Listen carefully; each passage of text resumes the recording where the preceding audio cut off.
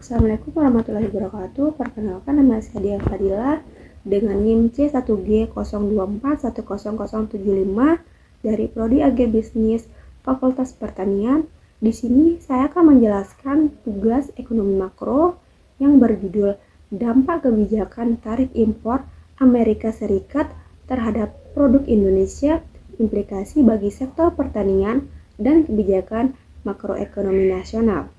Yang pertama, analisis dampak terhadap sektor pertanian dan subsektornya.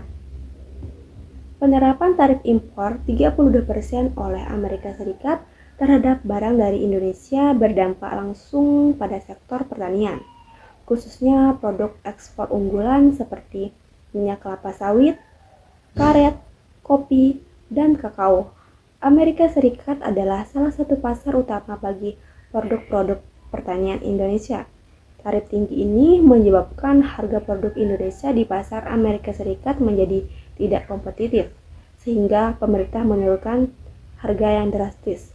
Penurunan ekspor ini tidak hanya berdampak pada produsen, tetapi juga pada petani kecil dan UMKM yang terlibat dalam rantai pasok pertanian.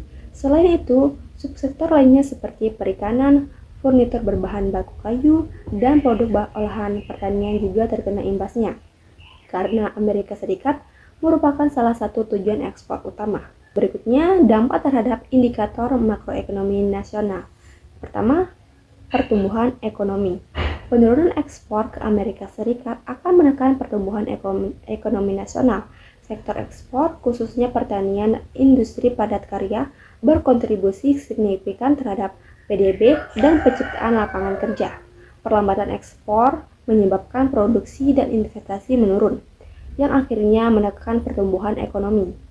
Yang kedua, neraca perdagangan. Dengan menurunnya ekspor ke Amerika Serikat, surplus neraca perdagangan Indonesia berpotensi menyusut.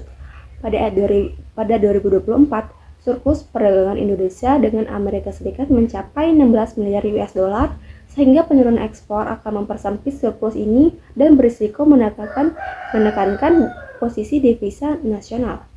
Yang ketiga, nilai tukar. Penurunan ekspor dan penerimaan devisa dapat melemahkan rupiah karena pasokan dolar dari hasil ekspor menurun. Pelemahan rupiah akan meningkatkan biaya impor dan berpotensi menambah tekanan inflasi. Keempat, pendapatan petani.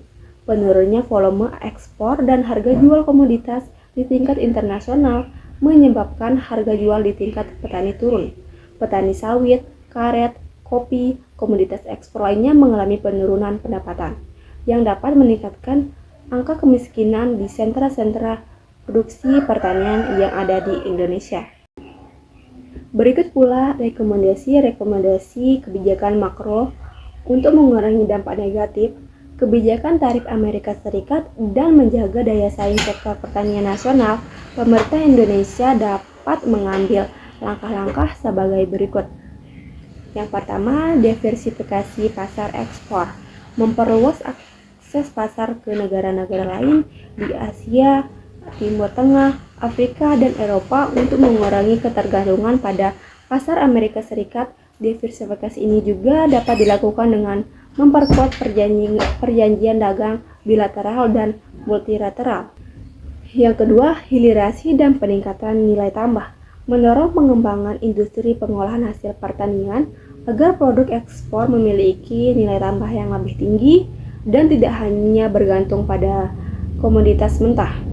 Hilirisasi ini juga meningkatkan daya saing produk di pasar global.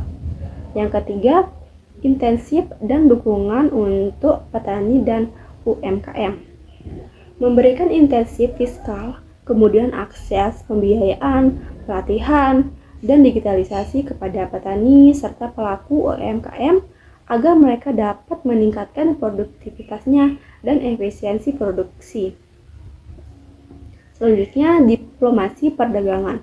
Melakukan negosiasi aktif dengan Amerika Serikat untuk mencari solusi atas tarif tinggi serta memperkuat posisi Indonesia di forum-forum perdagangan internasional guna menekan hambatan tarif dan non-tarif.